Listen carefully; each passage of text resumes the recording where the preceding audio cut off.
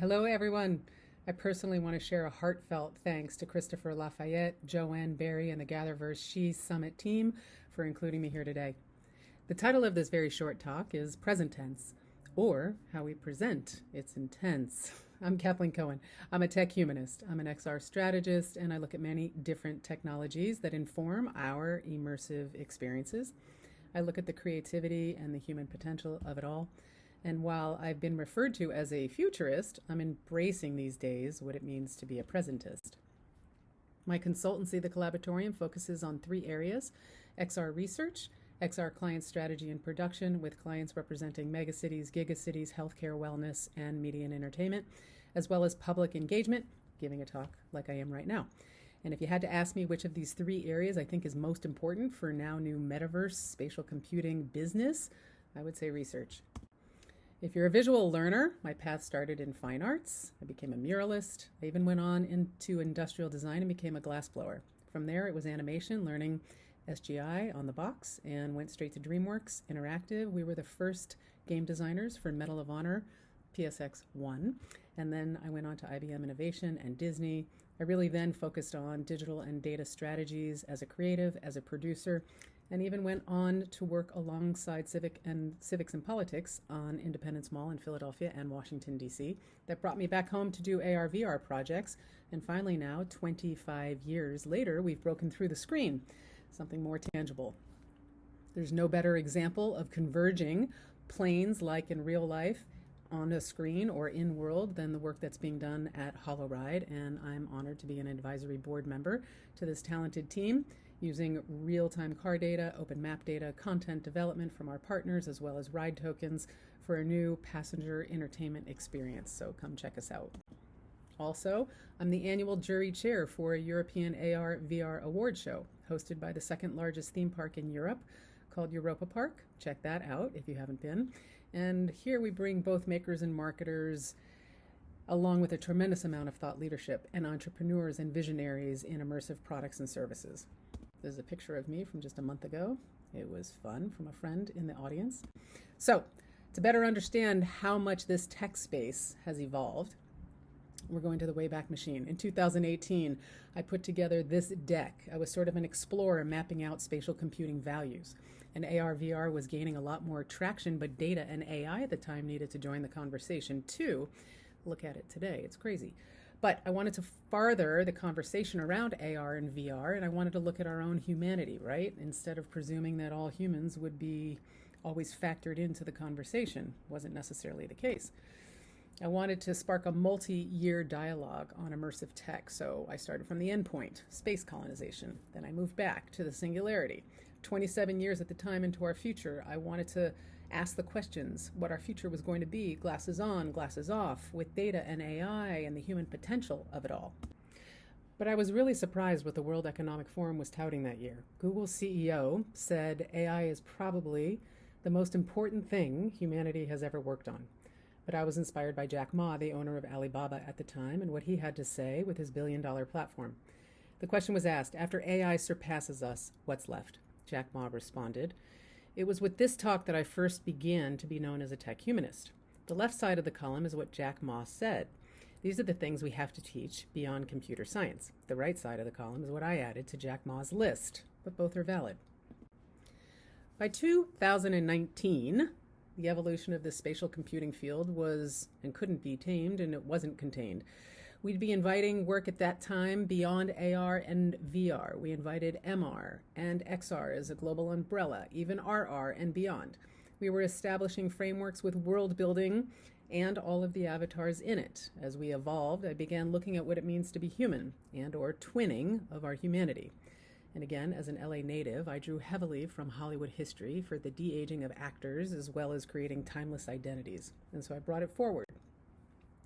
I brought it forward into this conversation on digital likeness and digital twinning for both the fantasy and the reality of it all, from avatars to virtual assistants to the twinning of pipelines for industrialization and manufacturing purposes.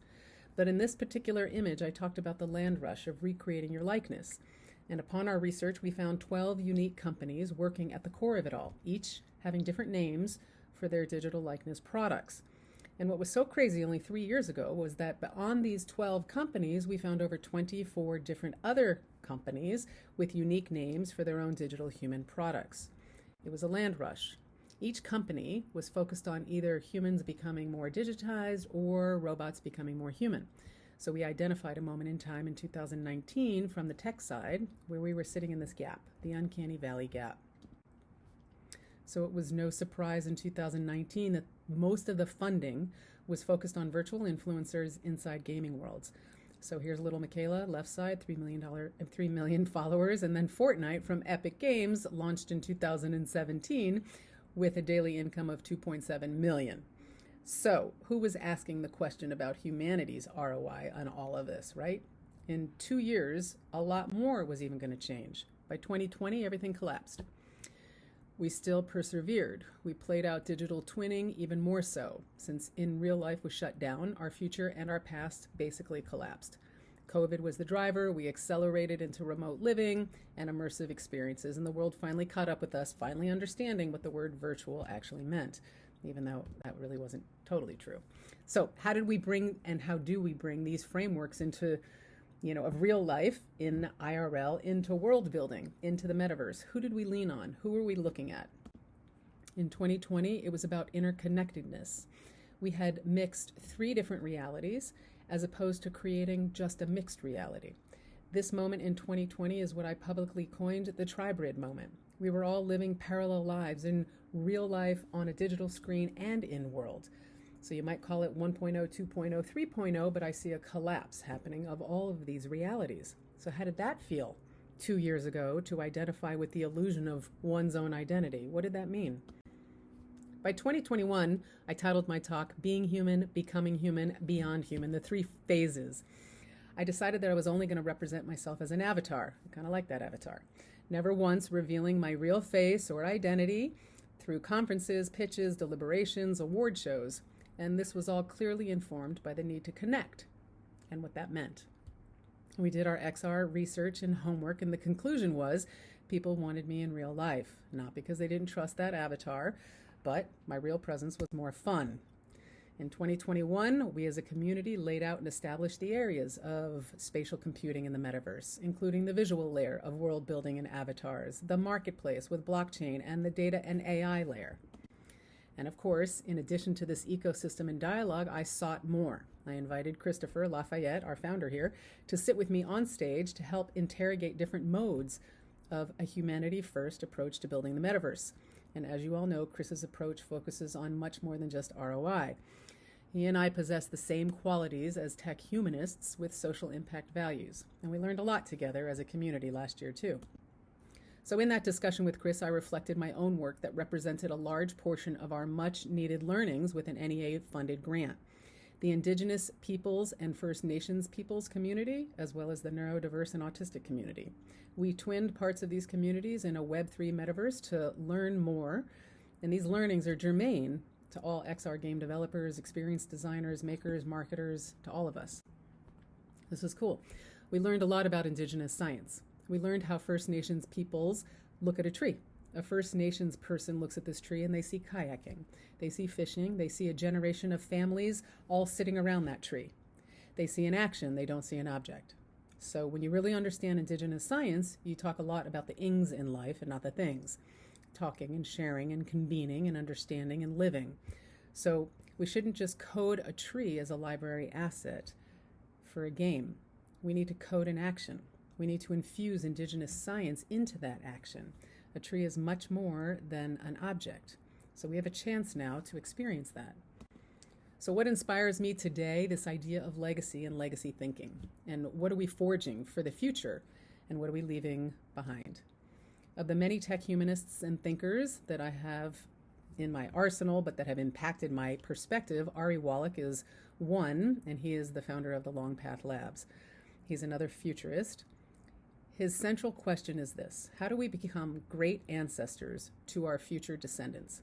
But he argues that we need to rid ourselves of a lifetime bias, which is a real interesting proposition.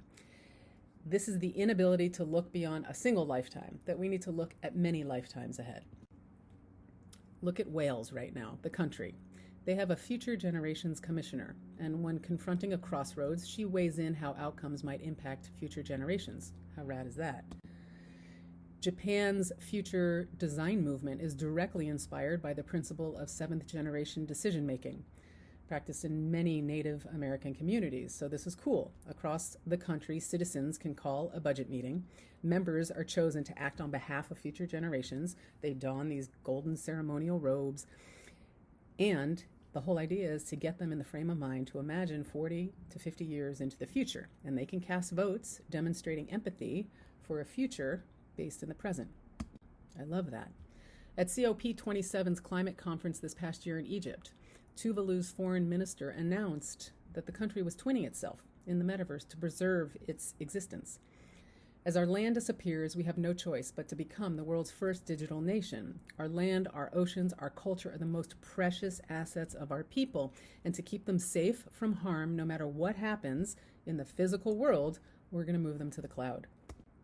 So I leave you with this: richer stories, inclusive of our past, our present, and our future narratives, means richer lives for all of us. But there is a values question here at stake, because ethical culture is often a predictor of our future. And so what's our current ethical culture? Do we even invest in this? Do we think beyond ourselves? So I say, as a tech humanist, right, moving forward, we can actually all win if we do some inward research first. Thank you so much, and thank you, GatherVerse S.H.E Summit.